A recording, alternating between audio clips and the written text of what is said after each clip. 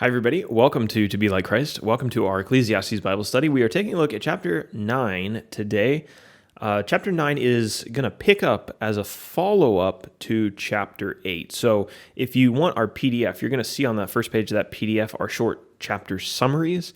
We are going to be, you might want to review chapter 8, I guess, while we move into chapter 9, because it's really picking up on the same thought, kind of the frustration that Solomon has with what he deems to be kind of the randomness of life and how sometimes, well, let's talk about it in our outline. Let's go over to page number 2. Our first section today, 12 verses to start out. The same events happen to everyone is the title. So writing from his under the sun perspective, which we've talked about several times in this study, Solomon said that he had observed the actions of men, and it was just unclear to him how exactly God looked at people, especially righteous people. What did he think of their righteous deeds? Did he love them, or did he hate them? Now, why does he ask this question? What is it that's throwing him into this state of confusion? The confusion about God came from his observation of how the world worked. He noticed that the same events seemed to happen sometimes to the righteous and to the wicked. This was something that Job observed in our study of the book of Job.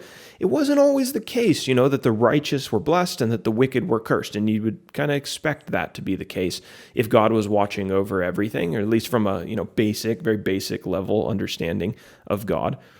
What's more is that if everything did in fact end in the grave, which is Solomon's perspective, the righteous got no reward for their goodness, and the wicked, after living a terrible life of wickedness, they got no punishment for their badness. How can that be?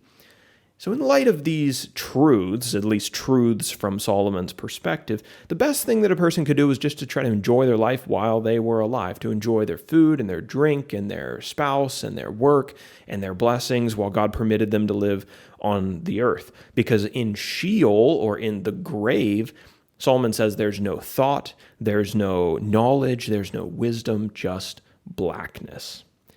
Men and women, Solomon says, are the victims of time and chance. And this is another real frustration, another vanity of life.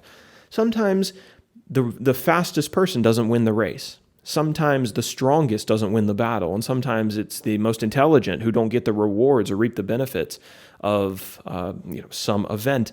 There's always a chance and different variables thrown into situations, and the outcomes aren't always what we expect them to be. And he says sometimes bad things happen to good people and good things happen to bad people. So again, another source of frustration. And I know that that's a frustration even for a lot of us today. We can relate to that. The events of life are unknown to us, and one of those events is the day of our death. And Solomon talks about this. He says like a fish that's caught in a net on a random lake, random part of the lake on a random afternoon. None of us knows when our time is going to come, when we're going to get caught up in the net of death. It could be tomorrow. It could be 30 years from now. Nobody can predict this seemingly random selection of death. Okay, so that section is pretty consistent, I guess, with the rest of the book, and it flows very well with the theme and the viewpoint that Solomon's been writing from. This second section is, I guess, a little bit more positive. It talks about the virtue of wisdom and the strength of wisdom in a kind of interesting narrative. So I've entitled this section, The Poor Man's Wisdom, verses 13 through 18, the end of the chapter. Solomon described this scenario where a great king came and he besieged this tiny little city, and the tiny little city seemed like it didn't have any hope. And when hope was almost lost, there was this poor wise man who found a way through his wisdom to deliver the city. Now, the poor man was later forgotten by the people of that city, but of course the effects of his wisdom lived on well after him. And Solomon talks about how wisdom is better, more valuable than even great weapons of war. So Solomon has kind of debated, it seems like almost to himself, the value of wisdom. And in some chapters, he declares that the pursuit of wisdom is vanity in some ways. In some chapters, he concludes that there is value in wisdom. So he's definitely going to lean towards the wisdom side, and that makes sense because of just who he is and his life experiences. But you do see kind of this internal struggle within the book. So that's chapter 9. Let's go ahead and talk about our application now. This application has stuck out to me in a couple different verses as I've read Ecclesiastes, and it's this. It's always a good idea to look up the context of often quoted Old Testament passages before you quote them yourself. I have often heard Ecclesiastes 9 and verse 10, at least the first part, quoted by preachers who told their congregations that God desires that whatever your hand finds to do, do it with all your might.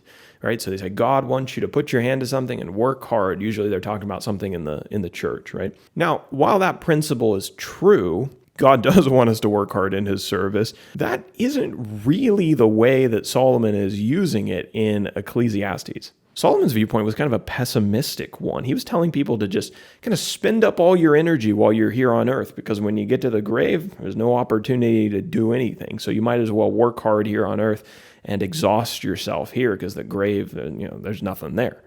And you'll notice that the second half of that verse is almost never quoted alongside the first part. And so you hear these verses from the Old Testament that are often, they're very popular, and maybe they seem to present a good sentiment or a good truth or a good piece of wisdom for us in the modern day. And you often hear people, quote these or post them online or something like that. And I don't think it's wrong to do that. I don't think it's even wrong necessarily to use Solomon's words here for a more positive purpose than declaring that all of life is vanity. It is true that God wants us to work hard in his service, but it's also always a good idea to go back into the Old Testament or anywhere in the Bible and look up the context in which these popular quotes exist, because it's possible that the original meanings were actually somewhat different than the way that we're using them today, and it's good to know that. So that's our study for today. Let me know down in the comment section if you can think of any other verses that people are very fond of quoting that don't or originally didn't quite mean exactly what we intend to use them for today. There's a couple that I can think of, but I want to see if anyone else thinks of them. So that's the homework in the comment section today. Thanks for joining me, and Lord willing, we'll be back tomorrow to discuss chapter 10.